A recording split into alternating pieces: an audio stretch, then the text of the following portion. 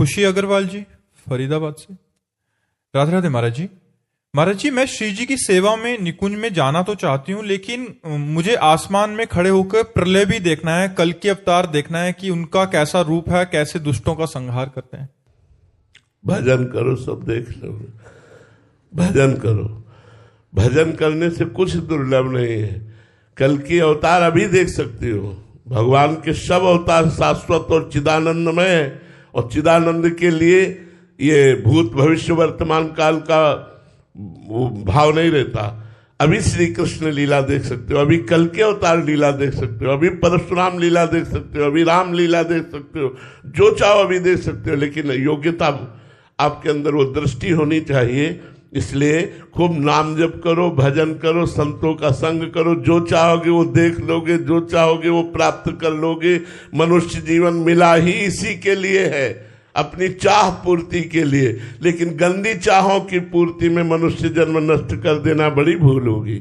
अच्छी चाह बनाओ। जो चाह, तुम चाहो ब्रह्मा बन सकते हो, तुम चाहो देवराज इंद्र बन सकते हो, जो चाहो कर सकते हो। भजन करो, भजन के बल से होगा, ऐसे बातों के बल से नहीं होगा। खूब नाम जप करो, जो चाहो प्राप्त कर सकते हो। संदीप कुमार जी, राधे राधे महाराज जी। महाराज जी, आपके चरणों में दंडवत प्रणाम। गुरुदेव भगवान, शरणागति की शुरुआत कहां से होती है, इसकी पूर्णता और अंत कहां होता है, शरणागति किसे कहा जाता है महाराज जी? शरणागति की प्रारंभ अवस्था संत संग से होती है। प्रथम भगति संतन कर संगा। जब हमें भगवान के परम प्रेमी महान पुरुषों का संग मिलता है, तो उनके संग से हमें भगवान की महिमा, भगवान के नाम की महिमा, भगवान की कृपा का, भगवान की करुणा का स्वरूप और अपनी दुर्दशा का, दोनों का बोध होता है। संतों की कृपा से अपनी दुर्दशा का भी बोध होता है कि हम कहाँ इंद्रियों की और मन की चाल में फंसे हुए हैं, कहाँ हम गंदे विषयों में फंसे हुए हैं। जब संत संग मिलता है, प्रथम भगवान की कृपा, संतों का संग मिलना।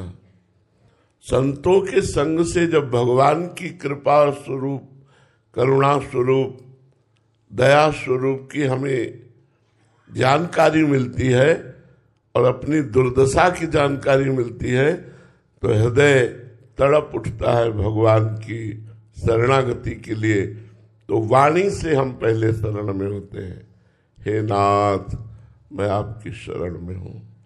श्री कृष्ण शरणम मम, हरि शरणम मम। वाणी से शरणागत होते हैं। फिर शरीर से संपूर्ण आचरण भगवान के अनुकूल, प्रतिकूल आचरणों का हम त्याग करते हैं। हमारा खान पान भगवद अनुकूल, हमारा बोलना, देखना, सुनना, भोगना सब भगवान के अनुकूल। तस्मात् शास्त्रम प्रमाणम ते कार्या कार्यो व्यवस्थितौ।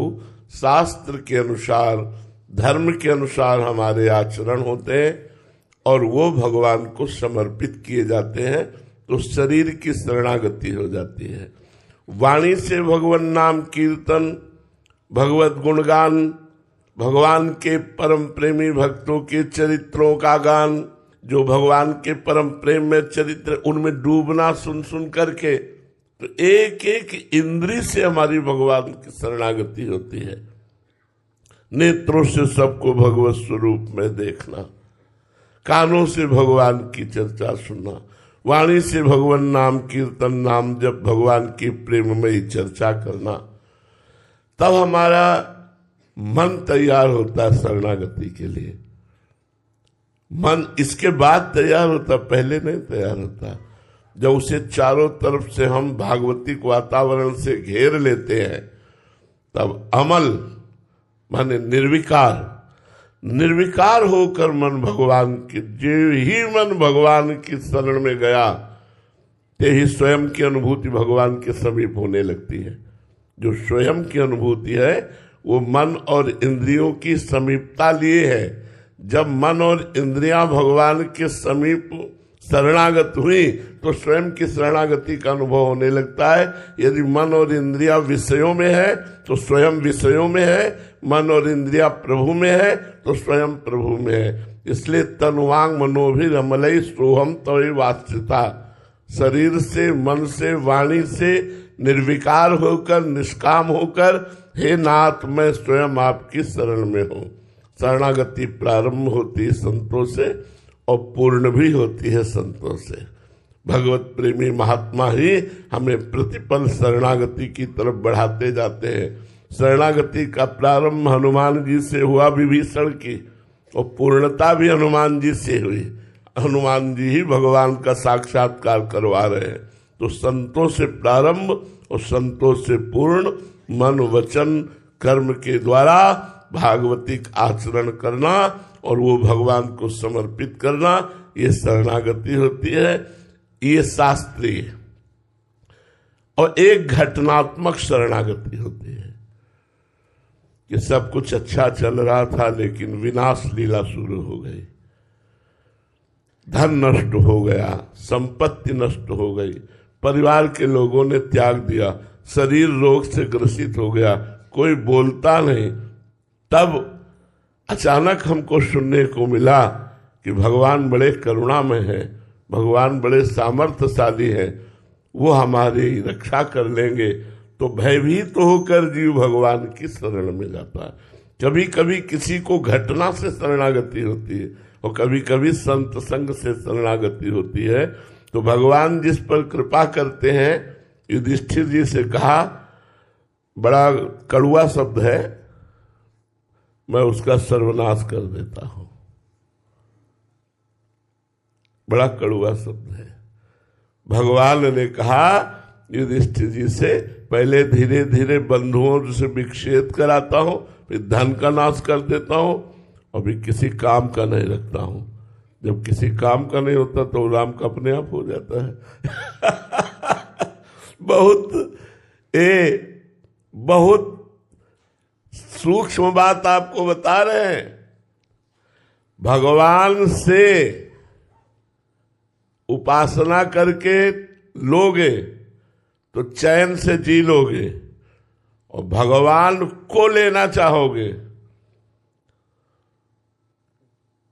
जो मैं ऐसा जानती प्रीति किए दुख होए, तो नगर ढिंडोरा पीटती अजी प्रीति न करियो, कदम कदम पर सूल बिछा दिए जाते हैं। चल अब मेरा प्रेमी अगर कहलाता है तो चल इस सूल पर। और जिसने उन सूलों पर पैर रख दिया वो फूल बन गए।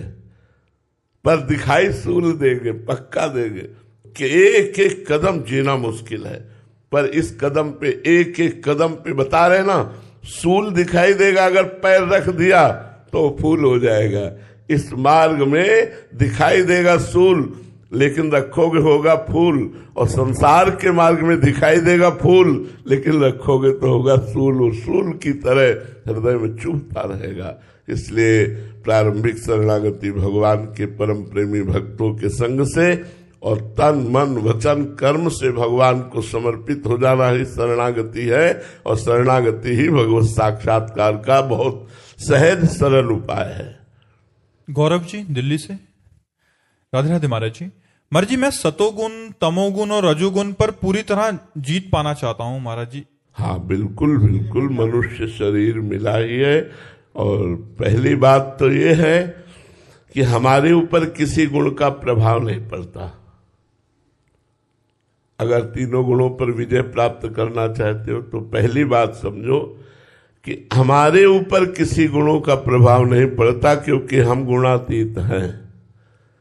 जो हमारा स्वरूप है, ममैवांशो, भगवान कह रहे हैं, ये जो भगवान का अंश है, ये चेतन अमल, अमल माने कोई भी विकार इसको कभी ना था, ना है, न रहेगा। वर्तमान में निर्विकार है, न गुणों का प्रभाव है, न काम क्रोध का प्रभाव है। जो मेरा स्वरूप है वो त्रिगुणातीत है। तीनों गुणों का प्रभाव अब भी नहीं पड़ रहा है। अब विचार करना है तो फिर गुणों